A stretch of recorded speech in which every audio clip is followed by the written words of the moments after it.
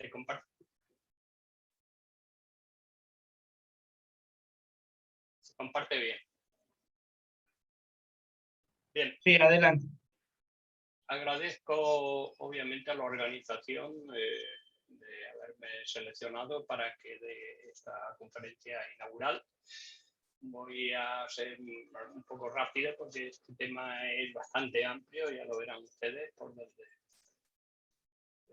dónde va la cosa, y obviamente esto no es un fruto de un trabajo mío, es un fruto de trabajo de muchos colaboradores que he tenido en bastantes partes, solo en España, y bueno, se ha hecho un pinito por parte. Y entonces aquí es donde voy a dar mi experiencia. Pero primero nos vamos a situar en el camino. Normalmente la contaminación atmosférica se refiere a las grandes ciudades. Ahí tienen un caso del anticiclón invernal de Madrid, ¿no? Donde se ve bien lo que llaman el hongo, o podría decir, o la saturación de polvo atmosférico, y con ello, obviamente, una serie de contaminantes, ¿no? Entre ellos, pues el nitrógeno, el azufre, todo eso, ¿no? Y metales pesados. Entonces, esto es un tema muy recurrente y no solo pasa en Madrid, sino en todas las ciudades continentales que no están bien posiblemente aireadas por cerca del mar o lo que sea, ¿no? Entre ellos México, Santiago de Chile y Pekín, por ejemplo, ¿no? Que es un caso también paradigmático, ¿no? Entonces, es muy recurrente y esto ocasiona grandes mortandades debido a sobre todo a las personas asmáticas, y luego pues ya veremos, también tiene otras consecuencias de los polvos atmosféricos y todo esto, ¿no?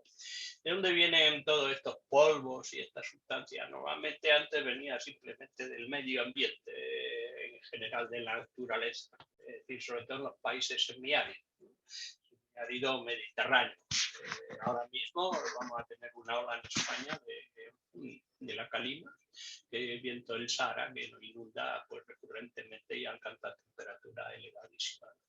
Entonces, eso que puede ser natural o puede ser, como pone aquí, voy a ver si pongo el puntero más bonito, supongo como láser. Entonces puede venir de industria y dan unos contaminantes que se llaman primarios. ¿Por qué? Porque muchos de estos contaminantes, como el monóxido de carbono, no son estables. La atmósfera está llena de oxígeno, y entonces todo lo que sea reductor no puede ser estable. Y luego, obviamente, también se estabiliza pues la energía solar, ¿no? Entonces, todas las radiaciones que vienen también pueden desestabilizar estas sustancias. Entonces, todas estas tienden a otros componentes que se llaman contaminantes secundarios, donde vemos las formas oxidadas. Y esto es lo que suele caer sobre las ciudades o sobre la naturaleza o sobre, podría decir, bosques, como sería lo que más les interesa a ustedes. Entonces, sobre el suelo, porque el tema es el suelo. Entonces, nosotros tenemos unas entradas a la atmósfera que se va saturando, y estas entradas son modificadas a otros productos secundarios, y esto cae en alguna parte y empieza a producir beneficio y daño, porque no se puede decir que absolutamente llueve obsto de todo, y esto lo veremos, ¿no? Entonces, ocasionan una serie de reacciones que no vamos a detallar porque no tenemos tiempo, pero esto entra dentro y de lleno de la bioquímica ambiental. O sea, aquí, esto es un típico de bioquímica ambiental, porque está incluida, pues, es decir, toda la naturaleza está ahí, donde hay unos ciclos y unos procesos de transformación y unas entradas y una salida. Entonces, todo esto hay que tenerlo en cuenta. Y, como digo, hasta un cerdo es un emisor, o una termita es un emisor. Es decir, no digamos los pantanos, no, los humedales son emisores. Entonces, pero bueno, pues, modernamente también le echamos las culpas al origen industrial, pero no olvidemos que también es natural. Hay otras sustancias que no son puramente químicas, sino entra dentro de la física, que son las partículas en suspensión y los aerosoles. Dentro de los aerosoles vamos a ver que caen los virus. Entonces, y lo estamos viendo ahora mismo. Yo no estoy con ustedes ahí en Ecuador porque no puedo, por los malditos aerosoles. Entonces, tenemos aquí las partículas y estas partículas son las que se pueden respirar, que son las dañinas, que no se pueden respirar, pues obviamente se quedan en la mucosidad de la nariz o en la saliva, no pasa nada, pero las que se pueden respirar van al pulmón y van tapando los alveolos, y sobre todo cuanto más pequeñas son las partículas, pues podría decir, mucho más peligrosas son. ¿Por qué? Porque entran más dentro del pulmón, ¿no? Entonces, esto se agrava, sobre todo en la zona minera, como pasa en Chile, el clásico de Chile, una foto de chilena, donde en estos polvos van, por ejemplo, metales pesados o pueden ir también sustancias radiactivas, como por ejemplo de donde estaba esta mañana en Extremadura, ¿no? Que hay obviamente había minería de uranio. Entonces, todo esto causa, estas partículas son también muy peligrosas y entra dentro de las mediciones que se hacen para la evaluación ambiental y todo esto, ¿no? ¿Por qué se incide más sobre lo que pasa en las ciudades y menos se estudia lo que pasa con los suelos, con los bosques? Pues porque se muere gente. Se muere gente y entonces los políticos además viven en las ciudades, no viven en el bosque. Eso vive Caperucita, pero no los políticos. Entonces, obviamente ellos son los primeros en sufrir estos problemas, ¿no? Y como ven ustedes, dentro del mundo pues hay países que están muy castigados con la contaminación ambiental, sobre todo en China. Dentro de otros países como Europa o Estados Unidos o quizás también Iberoamérica, pues son más locales, más de ciudades determinadas o regiones o zonas determinadas, ¿no? Pero en algunos sitios son bastante preocupantes porque, como ven ustedes, aquí están las partículas más pequeñas, pero pueden entrar también el ozono, digamos, benceno, que produce, voy a decir, como algún tipo de cáncer, y el monóxido de carbono, que obviamente es venenoso, no digamos mercurio o plomo, o podría decir, no digamos cadmio, ¿no?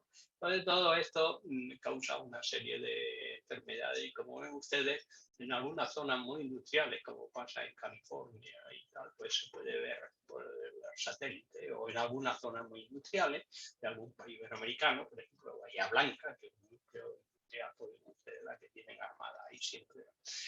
Por mucho que lo quieran disminuir, pues obviamente hay muchas emisiones, sobre todo si son zonas mediterráneas, como es esta zona, ¿no?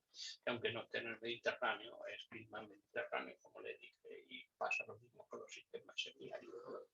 Entonces, nosotros que solo salíamos de casa, como quien dice, escapando de los terremotos, pues ahora tenemos que meternos en casa por el tema de los aerosoles. ¿Por qué? Porque dentro de los aerosoles, que es una contaminación atmosférica, entra el virus. Y esto es lo que nos han metido en casa, y por eso estoy yo aquí con unos cascos y ustedes me están oyendo ahí, podría decir, por los malditos aerosoles, ¿no? Como digo, esto tiene su parte buena y su parte mala. Aquí ven una contaminación en azul de ciudades muy contaminadas, en azul. ¿Y qué pasó el año del COVID? O sea, el año pasado, pues que la contaminación ambiental cayó por los suelos. Es decir, el COVID no solo mataba a personas, sino que limpiaba ciudades, ¿no? Y aquí vemos, por ejemplo, Roma, Madrid, Nueva York o Delhi, la capital de la India, pues ven ustedes las caídas de contaminación ambiental con unas ciudades, con lo cual los asmáticos podían estar sonriendo, ¿no? Muerto de miedo porque si no lo mataba la contaminación ambiental, pues lo mataba el virus. Entonces, muerto de miedo en todo caso. Y ven ustedes aquí, por ejemplo, una ciudad con gran contaminación por la conocida Garúa, pues ven ustedes cómo también se limpia. Pero ya digo que esto fue por desgracia transitorio y otra vez pues estamos en la misma, como vemos aquí en China, que se ve bien la zona donde estuvieron enterrados por el COVID y actualmente pues nada, han vuelto otra vez a contaminar porque la gente sale a la calle y vuelve obviamente a salir. Y esto es la situación de donde cae esta contaminación atmosférica. Es lo que llamamos lluvias ácidas, ¿no? Termina con los perennifolios, con las plantas de eliminación sobre los perennifolios porque ataca, corroe la acidez de las lluvias ácidas, el ácido sulfúrico, el ácido nítrico, todo esto corroe las acículas y no tienen defensa porque las acículas permanecen. Lo que son caducifolios, cuando lo quiere corroer, ya viene el otoño, se cae y puede ir regenerándose, ¿no? Pero esto es mortal para todo lo que es plantas perennifolias, sobre todo casi todas las coníferas. Hay coníferas que también son caducifolias, ¿no? Pero muchas, es lo que normalmente la gente piensa, pues todas las coníferas son perennifolias y obviamente desaparecen. Ven ustedes que para la tierra agrícola era estupendo. Y miren ustedes por qué, porque mucha gente no se enteraba que estaban entrando un montón de nitrógeno y un montón de azufre sin gastarse un peso. Tenían gratis, y como quien dice, tenía gratis el fertilizante, ¿no? Y no se enteraban, ¿no? ¿Y cuál era el problema? El problema eran los lagos, porque los lagos se acidificaban y obviamente causaban mortandad de peces. Los peces no aguantar esa acidez y empezaron a desaparecer. Y esto fue un problema muy grande en los países nórdicos, por ejemplo, Suecia, Noruega, Finlandia, que tuvieron que incluso estar encalando recurrentemente los lagos y resembrando de peces, porque las lluvias ácidas los mataban. ¿Cómo se mueve la deposición? Pues, podría decir, barlovento está aquí, viene el viento, va empujando los contaminantes y por alguna causa, bien por algunos frentes más recurrentes o montañas o lo que sea, pues caen en alguna zona. Cuando se caían en los cultivos, pues ya digo, el maíz pues se volvía más verde, con lo cual era de agradecer, le caía en bosque, pues mataba las perennifolias y le caía en un lago, mataba todo. Esto era muy grave, tanto en Estados Unidos como en Canadá, en Suecia, en Noruega y en Polonia y en Alemania. En España teníamos algunos puntos, ¿no? Que eran una zona de Galicia, As Pontes, que daba unas grandes emisiones, y luego otra zona que se llama Andorra, no tiene nada que ver con el Principado de Andorra, es una ciudad de Teruel que contaminaba la parte de Valencia. Entonces, por la pluma, ¿no? Por la dirección de los vientos. Los vientos en Europa, para que se den cuenta, suelen ir desde el oeste al este. Entonces, esto obviamente causaba grandes problemas y empezaron a tomar medidas. Otro origen puede ser de las lluvias ácidas, pues procesos naturales, como dije antes, ¿no? Tienen, probablemente algunos me escuchan desde Ecuador y miran a la ventana y están viendo el Cotopaxi, es un gran emisor, ¿no? O no, los que están en Puebla, solo tienen que mirar a un lado y probablemente el popo anda tosiendo o expulsando cualquier cosa, ¿no? Entonces, la última vez que estuve, justo antes del COVID, ya estaba el COVID en China, pues mirando al popo, pues una explosión de pronto, ¿no? En Puebla, una explosión tremenda, la foto y todo, porque fue terrible. Bien, entonces todo esto, y además de las industrias, algunos tipos de industrias contaminan mucho más, por ejemplo, hay industrias fertilizantes.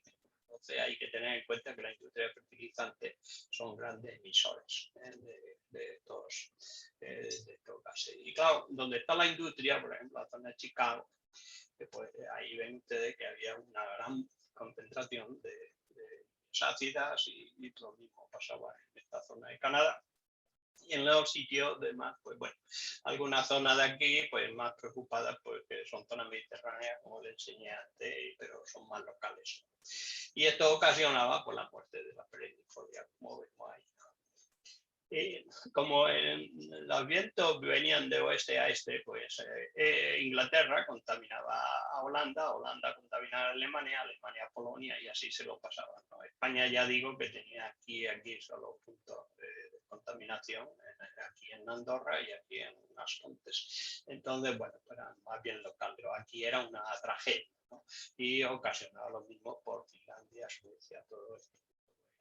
Entonces lo obligaron a poner unos límites que fueron al principio bastante diferentes, pero luego se normalizaron y dieron unos para Estados Unidos y otros para Europa, que son muy próximos entre ellos. No vamos a discutir ahora este tema porque no nos da tiempo. Y bueno, se hicieron evaluaciones pues, de acuerdo, como dije, no solo al nitrógeno y al azufre, sino también a las partículas, ¿no? Y al ozono también, que tiene bastante influencia. Vea usted lo que pasó. Ve usted ahí que se ve bien Galicia, ¿no? Contaminado, y ve usted las grandes contaminaciones de lluvias ácidas y en lo que ha quedado reducido. Esto es muy curioso, como le dije, que no llueve a gusto de todo, porque antes en esta zona nunca se fertilizaba con azufre. Ahora en esta zona hay que se fertiliza con azufre. Vean ustedes ahora la vuelta a la tortilla, ¿no? Pero obviamente las mortalidades urbanas ya son menos, ¿no? Entonces todo esto hay que considerarlo que tiene su parte buena, su parte mala. Como han dicho antes, yo iba antes mucho a Polonia y pues, realmente las fotos que han visto ustedes son de esta zona. Lo que nos interesa, por tanto, es lo que pasa en suelo y planta, porque ya digo que el tema de las ciudades está más estudiada, y entonces lo que me interesa es saber quién limpia esto. Es decir, si estamos contaminando todo, nos vamos a morir todos. Pues no, porque la naturaleza tiene su reacción, entra dentro del ciclo bioquímico, es bioquímica ambiental pura. Entonces alguien tiene que limpiar esto. Y entonces es el suelo, ellos lo limpian. Y el suelo, que tiene múltiples servicios, aquí la FAO dice que tiene 11 servicios, bueno, pues cogemos solo un servicio, no producir, no sé, centros de edificaciones, no, ¿entiendes? No sé, material de construcción, nada. Lo único que me interesa a mí ahora es considerar el suelo como un depurador ambiental. Lo demás me olvido. Y esto es lo que se trata, porque al final quien va a limpiar toda la atmósfera va a ser el suelo, y el vector va a ser el agua. Entonces todo esto es lo que vamos nosotros a seguir y a ver cómo depura el suelo ese agua, ¿no? Entonces, esto es un pozol, voy a decir que lo causó no la naturaleza, sino lo causó también en la zona de Polonia la lluvia ácida. Hoy día prácticamente hay muy poca o escasa ya en Polonia, en el resto de Europa prácticamente ha desaparecido. Y entonces lo que ocasionaba sobre el suelo esta purificación atmosférica era una disminución del pH, la movilización del aluminio, que obviamente es perjudicial para las raíces de las plantas, un aumento de nitrógeno y azufre, como dije antes, y micronutrientes también, pero claro, el problema es que también se meten los metales pesados, ¿no? Una disminución de base, es decir, se pasa de un suelo normal pues a un suelo pues ácido y pobre, ¿no? Y el tema, pues, es la contaminación de metales pesados. Esto es una que va matando, pues, gran parte de la microflora y va modificando todo esto, ¿no? Esto, ¿quién lo regula? Este poder de, vamos a llamarle, de limpieza. Lo que va a regular esto es la capacidad de intercambio catiónico, porque va a haber un intercambio catiónico entre lo que está cayendo y el suelo. Entonces, depende de esta capacidad de cambio catiónico. Cuanto más grande sea esta capacidad de cambio catiónico y más intercambio sea posible, pues más va a depurar temperatura de esa atmósfera. Claro, cuando se satura la capacidad de cambio, ya ese suelo se empieza a acidificar, entonces vienen los aspectos negativos, ¿no? Todo esto, entonces, tenemos que tener en cuenta que no todos los suelos son iguales, sino unos tienen más resiliencia y otros tienen menos resiliencia. Unos pueden depurar mejor el ambiente y otros no lo pueden depurar tanto. Esto, en este tipo de temas, en los que estudian contaminación atmosférica, como no saben mucho de suelo, le llaman cargas críticas. Pero en realidad detrás de la carga crítica, que es la cantidad máxima que puede soportar un suelo sin que se produzcan unos cambios irreversibles en la estructura o en los servicios, en el funcionamiento, ¿no? Entonces, esta carga crítica en realidad es la capacidad de intercambio catiónico, porque es la que estamos validando. ¿De qué depende la capacidad de intercambio catiónico? Pues depende de la cantidad de materia orgánica que haya. Quien tiene las cargas, también la tiene la arcilla. Lo que pasa es que la arcilla, voy a decir, la arcilla que más cargas tienen, pues vienen a ser a lo mejor 60 centimoles por kilogramo, 80 o así, y mientras, perdón, no es eso exactamente, hay que multiplicar por mí. Pero bueno, estaba poniendo unidad de suelo, no unidad de arcilla. Y mientras que, podría decir, la materia orgánica tiene unos valores aproximadamente 400, 450. Entonces, por poca materia orgánica que hay, pues enseguida da una capacidad de intercambio catiónico muy alta. Entonces, bueno, son la arcilla y la materia orgánica, pero normalmente si no son suelos muy arcillosos, es decir, suelos que tengan más del 30% de arcilla o 20 y tantos por lo menos, pues no se considera porque la capacidad de intercambio catiónico es muy baja, ¿no? Entonces, los suelos son sensibles o no sensibles de acuerdo a la capacidad de intercambio catiónico que tengan. Lo muy sensible que no resisten la contaminación, pues tienen aproximadamente 6,2 céntimos por kilogramo. Los ligeramente sensibles, pues pueden llegar a 15 y tal, y los que tienen mucho más, por ejemplo, un poco que son resilientes, pues son aquellos que tienen ya valores de 20 o tal. Claro, normalmente tienen mucha materia orgánica y además tienen mucha base, porque la capacidad de intercambio catiónico no solo depende de la materia orgánica, sino también del pH, porque es cuando se sueltan los hidrógenos y entonces se pueden ir intercambiando. Si es muy ácido, ¿no?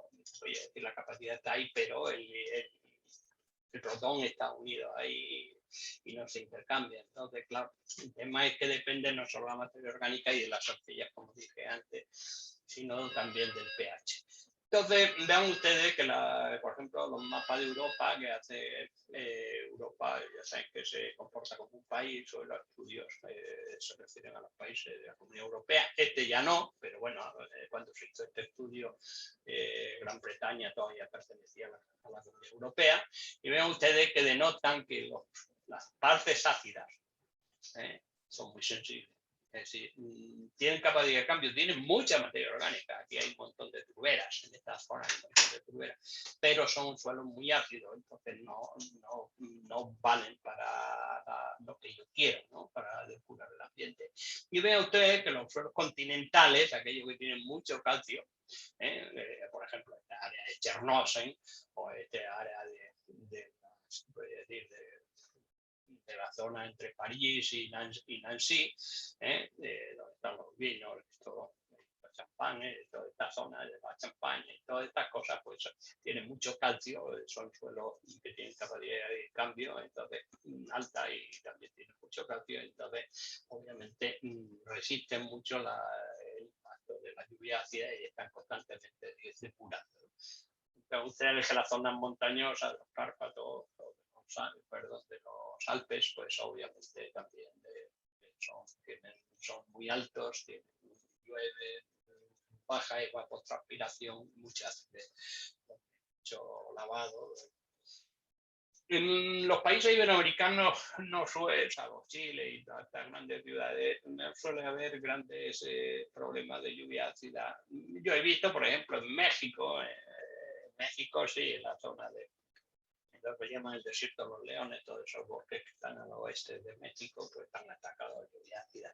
Aquí ven ustedes una geotérmica de México, pues no hay más que ver los pobres pinos que están medio muertos, prácticamente ya están sentenciados porque hay una térmica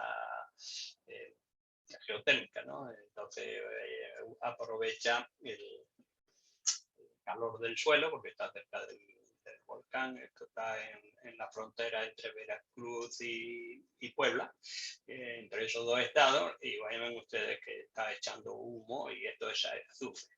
Y además se ve flor de azufre aquí. ¿Lo ven ustedes? Eso es flor de azufre. O sea, está precipitando azufre. Claro, eso a los pobres pinos los mata. Entonces, todas estas cosas hay que tenerlo en cuenta. Estas son, por ejemplo, fotos sacadas en Polonia. Como ven ustedes, no queda nada. Pero tienen que distinguir ustedes y una cosa muy importante, y es muy importante que lo vean. Esto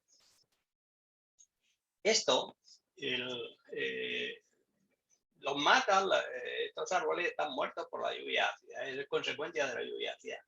Pero esto en el suelo es consecuencia de la lluvia ácida. Entonces, la lluvia ácida ataca a las plantas de dos formas. Una matando la perennifolia, como ven ustedes arriba, aquí, ¿no?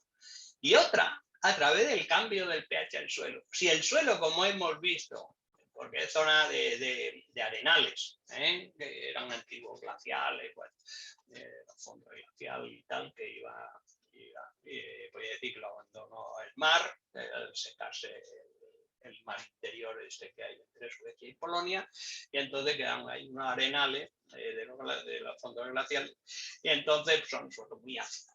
Entonces, claro, si al suelo ácido le viene acidez, pues, obviamente muchas de las plantas, por ejemplo, leguminosas, desaparecen. Entonces, claro, las plantas, muchas de ellas se mueren, ya no tanto porque le cae, a pesar que son anuales, no crecen, no ya porque las mate el azufre, las plantas anuales pues no las matan, porque se necesita más tiempo, como dije antes, pero sí las mata la acidificación del suelo. O sea que hay un doble efecto que hay que saber diferenciar. Entonces, esto lo deben tener en cuenta, que las plantas sufren sobre todo por dos factores, sobre todo, si el suelo no tiene resiliencia. No son suelos básicos y con arcilla y con alta capacidad de intercambio catiónico. Y vean ustedes aquí un árbol que es perennifolio, pero es un quercus, el alcornoque, para quien no conozca el alcornoque, es donde se saca el corcho. Y ven que ustedes, estas ramas están atacadas por lluvia ácida. ¿Por qué? Porque la hoja del alcornoque queda 2 o 3 años, entonces da tiempo para que la mate la lluvia ácida. Este, por ejemplo, no está afectado ni esto porque son caducifolios. Pero tenga en cuenta que no es cosa de conífera, es cosa de perennifolio. Entonces, bien. Otras contaminaciones atmosféricas pues vienen de los volcanes. Y eso ya hemos citado. Bueno, ahí tienen una vista de México desde el hotel. Bueno, allí se ve la mujer dormida, que sobresale, pero casi la contaminación llega a la mujer dormida. México, la Ciudad de México, va a la ciudad que si me está oyendo algún mexicano dirá, bueno, si soy mentiroso o no, ya saben que los pachupines sí somos mentirosos, pero bueno, dirá si miento o no. Lo que rodea a México son pueblos que se dedican a hacer agricultura orgánica, Texcoco, pues está pueblito, ¿no? Y entonces están tan contentos y van allí a comprar los domingos y tal, fruta y fresas y todo eso, orgánico, ¿no? Pensando que aquello es puro y duro. Bueno, todo esto cae obviamente en el valle, esta mierda cae en el valle y son metales pesados.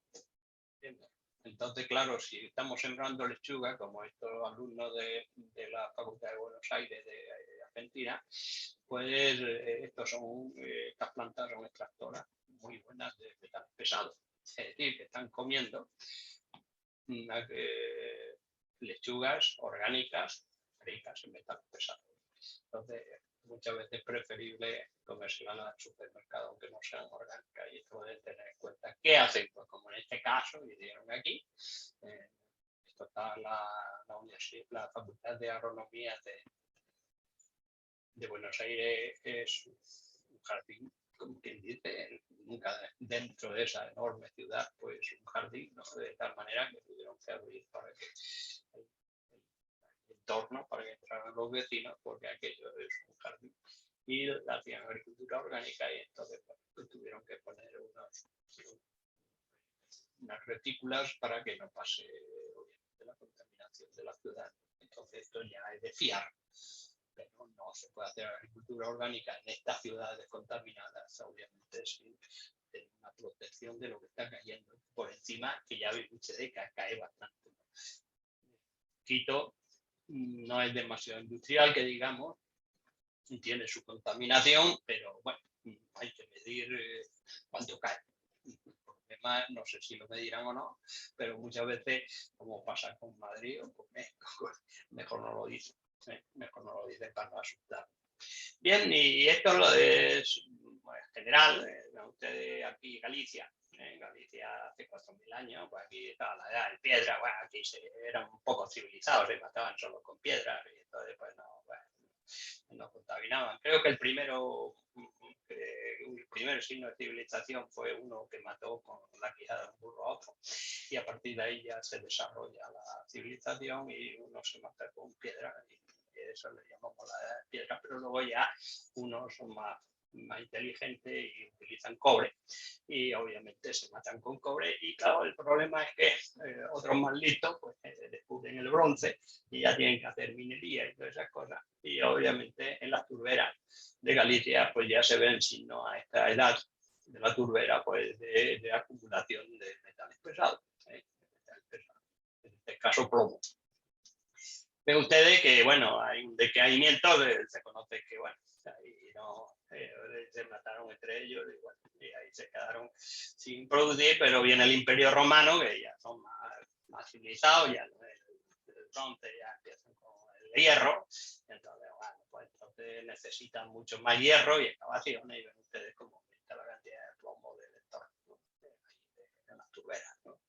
Entonces, bueno, aquí ya viven bien los romanos, se olvidan de que ya no necesitan matar tanto y claro, ya se cae la civilización, entonces pues vienen otros más burros que ellos y obviamente los destruyen, que son los visigodos, pero para eso necesitan pues, más civilización, es decir, espadas mejores de hierro. Entonces, pues, y aquí vienen, bueno, aquí vienen ya los árabes, que también traen otra civilización superior y obviamente pues, también necesitan más minería y empieza el acero y necesitan más minería y tal y cual, ¿no? Hasta el punto que por aquí el famoso acero de Toledo pues era tremendo, ¿no?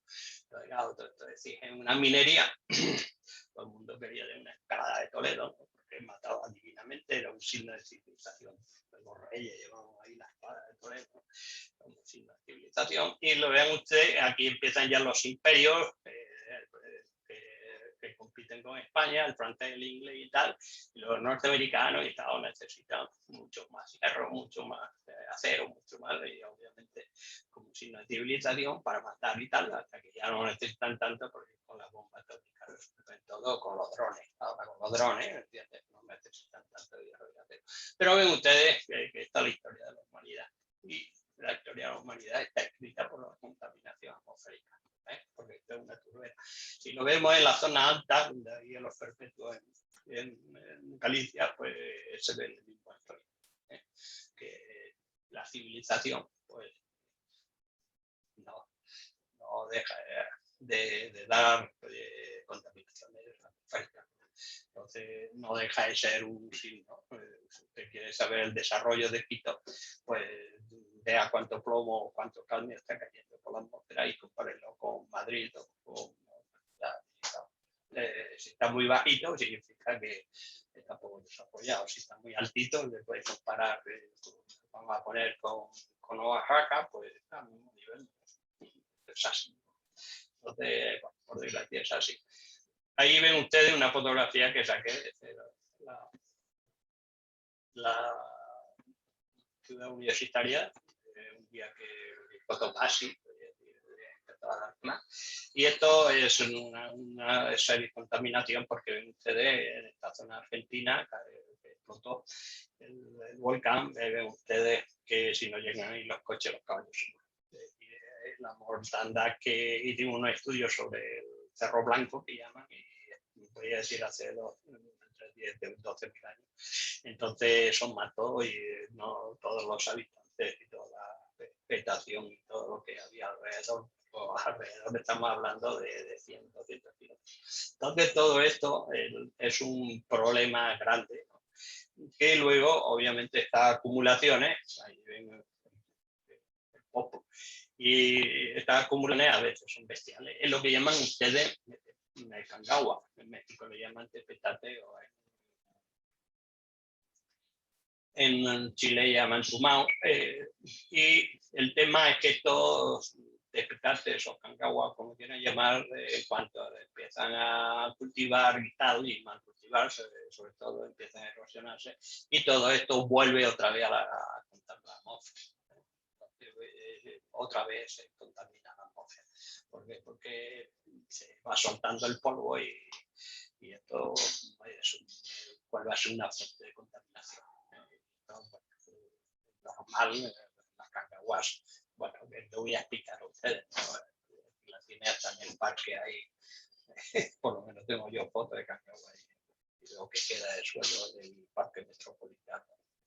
Le voy a enseñar por último, muy rápido, porque lo que me interesa es ver que la dificultad que tienen estos estudios. Cuando uno va a un sitio, piensan que, bueno, que uno en 4 días, como nos pasó en Ecuador cuando estuvimos Prometeo, que quería que tuviéramos publicaciones al medio año.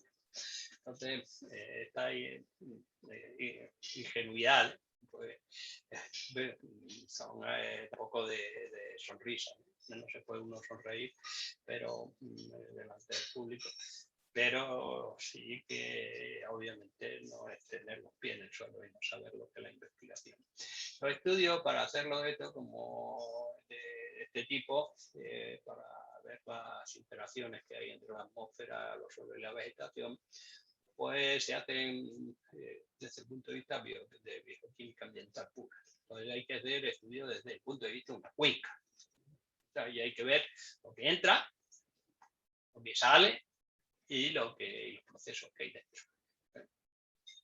Es decir, la precipitación tiene que ir igual a la salida de por aquí, lo que evapora, ¿no?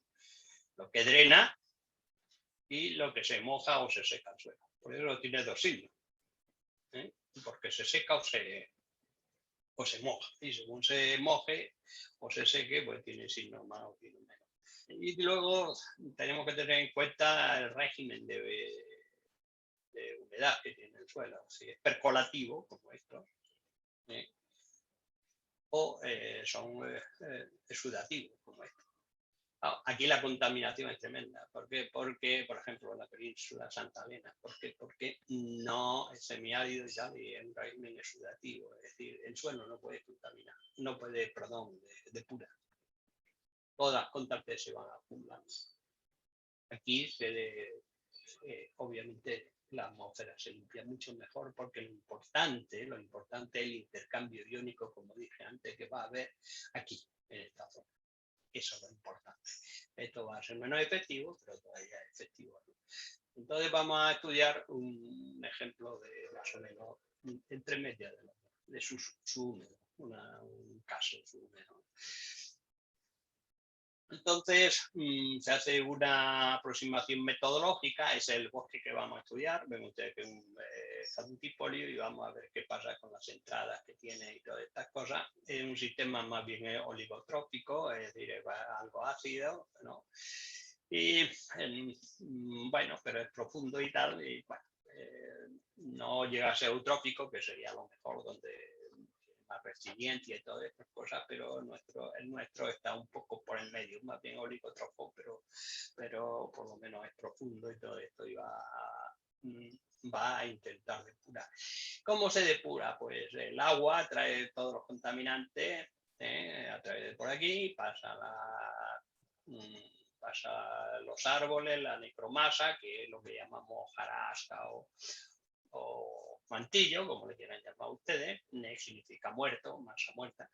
Entonces, y ahí más o menos hay poco intercambio, y luego entra en suelo y empiezan los intercambios. Pero los intercambios dependen de la velocidad que pase el agua. Si el agua va pasando lentamente, pues obviamente los intercambios son muy eficaces. Si de pronto el suelo está seco y tiene los poros abiertos, los macroporos abiertos, y llueve, el agua se filtra por los macroporos y entonces no hay intercambio. No hay intercambio hasta cuándo, hasta cuando se llenan los macroporos y entonces ya el agua no va por esta vía, por lo que llaman los ingleses un bypass, sino va por esta vía que se empiezan a producir los intercambios. Y aquí es donde se va depurando esas aguas que vienen contaminadas y salen, podría decir, más o menos limpias en las fuentes, por el drenaje profundo. Todos estos son los procesos que no vamos a detener porque vamos bien de tiempo, pero no vamos a usar. Y como les dije, esto está en el oeste de España, es decir, por aquí más o menos, es una zona subhúmeda, es decir, es como entre 1200, 1400, 1600 según los años secos. Tened en cuenta que antes decíamos que los sistemas mediterráneos variaban mucho, y lo vamos a ver con datos, ¿no? Ahora no, ahora varía y dice, no, es el cambio climático.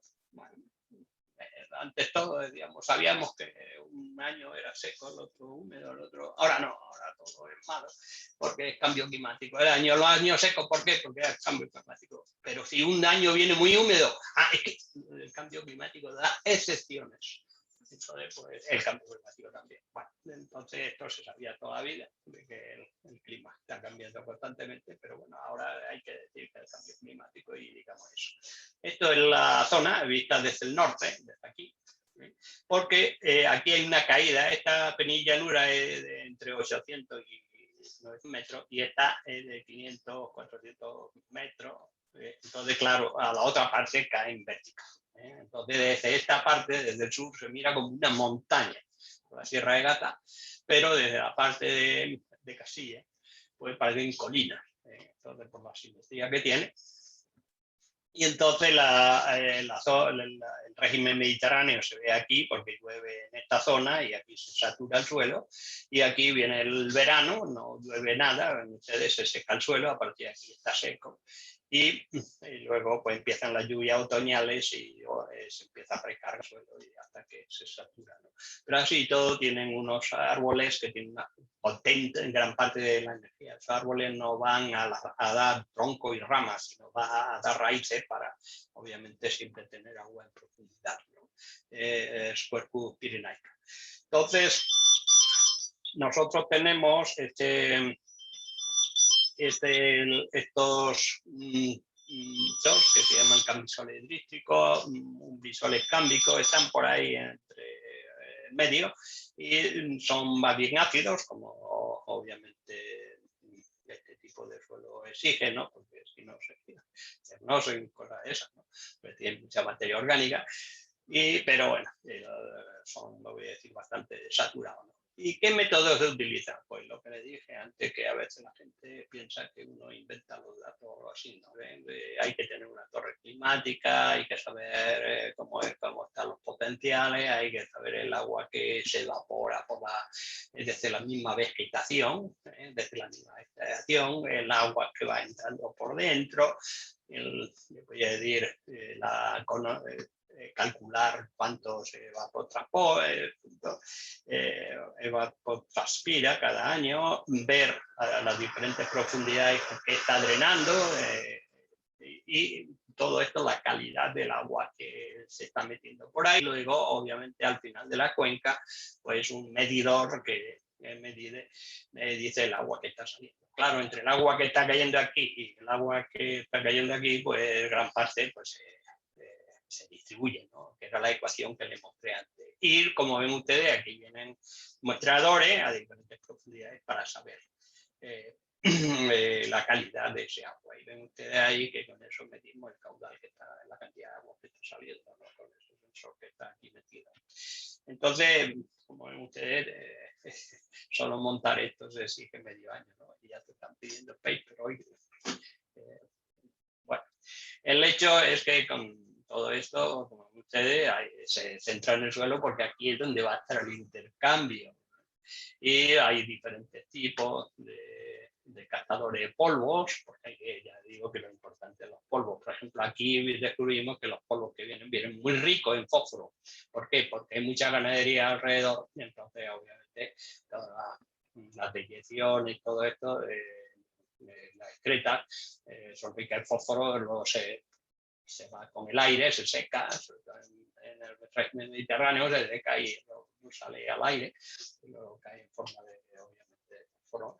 Todo esto, bueno, pues aquí ven los percoladores para saber la calidad del agua que atraviesa el follaje. Entonces ven ustedes que hay una serie de datos, aquí ven ustedes las diferentes percolaciones para saber no solo la calidad del agua, sino la cantidad que está pasando. Y esto podría decir son para ver si hay correntía superficial, es decir, si corre agua por encima. Todo esto, ve ahí, pues, Dante, pues, que por desgracia ha muerto hace poco, tomando las muestras, ¿no? Y entonces, ya digo que esto es un trabajo de mucha gente. Aquí trabajaron, me parece que 10 o 12 tesis doctorales, yo que sé, mucha gente metida ahí, ¿no? Entonces, pues, todo esto pues, es cuestión de años. Y ven ustedes las variaciones, esta la media de la lluvia, ¿ven? A lo largo del año, pero ustedes que un año son secos y otro pues húmedo. Y eso no es de cuando empezamos a hablar de cambio climático, sino de toda la vida. Es decir, que eso lo sabemos. Y algunos resultados, pueden ustedes que nosotros estudiamos, bueno, pues cómo está el suelo, la capacidad de cambio, todas estas cosas, ¿no? Los bosques, pues decir, el bosque propiamente, el índice foliar, toda esta. Y luego veíamos la distribución de lluvia. Y por ejemplo, sabíamos que de los 1000 este año, de los 1000 mililitros que cayeron este año, pues solo llegaron al suelo pues, unos 500, ¿no? Lo demás o se evaporó o pasó en escorrentía, que había muy poquitas, ya le dije que había poquitas, ¿no?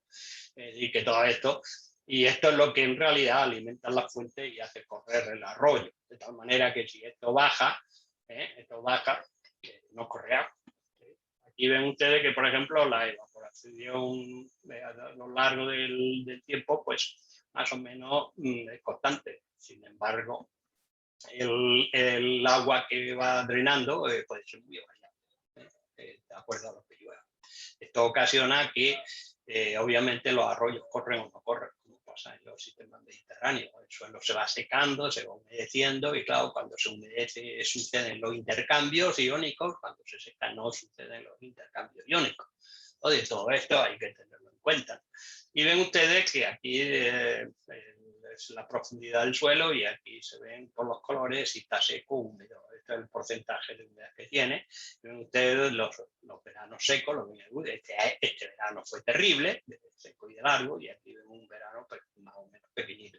Y sin embargo, a pesar de eso, el arroyo casi no corrió porque no había agua en profundidad casi, y aquí corrió 2 veces, una aquí y otra que se tiró hasta marzo corriendo las aguas, ¿no?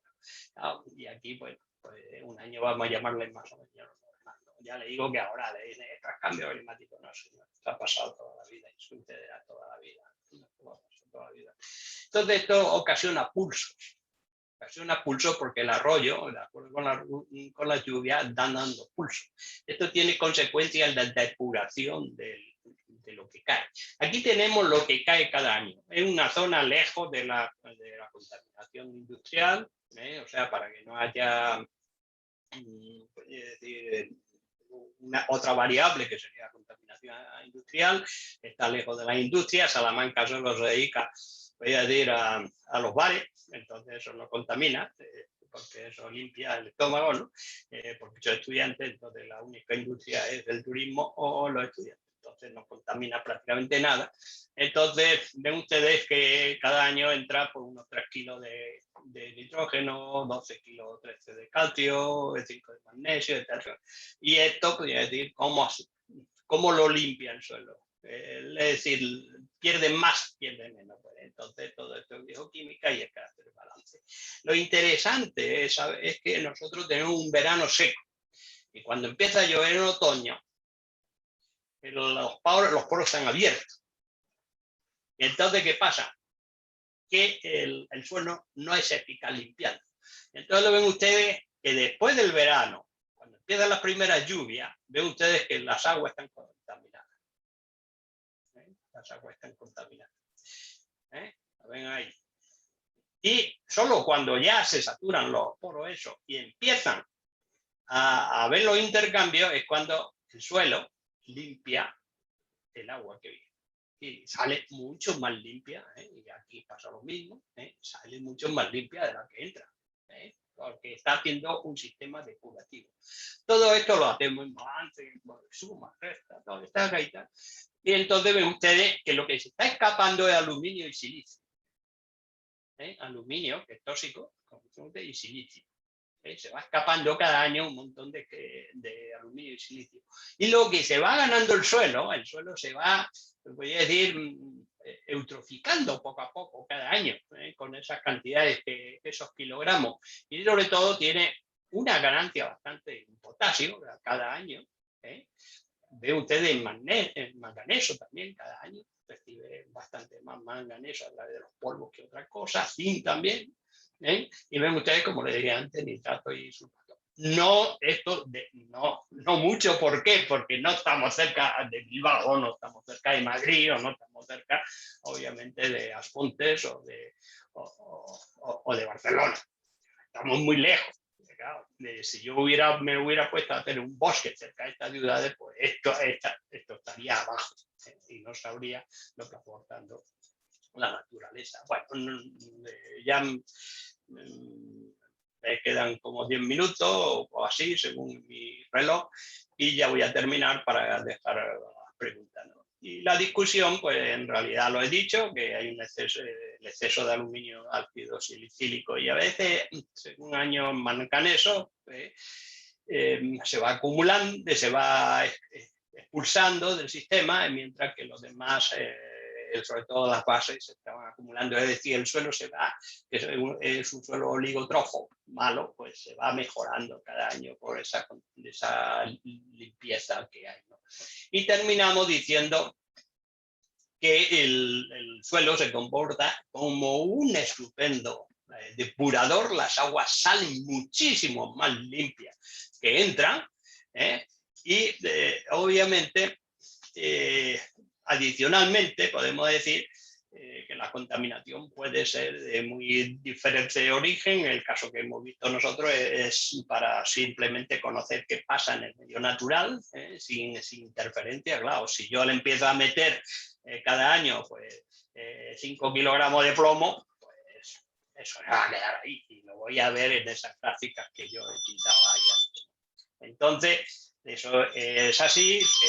El régimen de agua es importantísimo para que sucedan estos intercambios, que las plantas sufren bastante, la perennifolia, y también sufren porque el suelo se acidifica. Y eso ya la atañe también a algunas plantas exigentes, como pueden ser las leguminosas en suelos ácidos, ¿no? Que se acidifica el suelo por causa de la contaminación.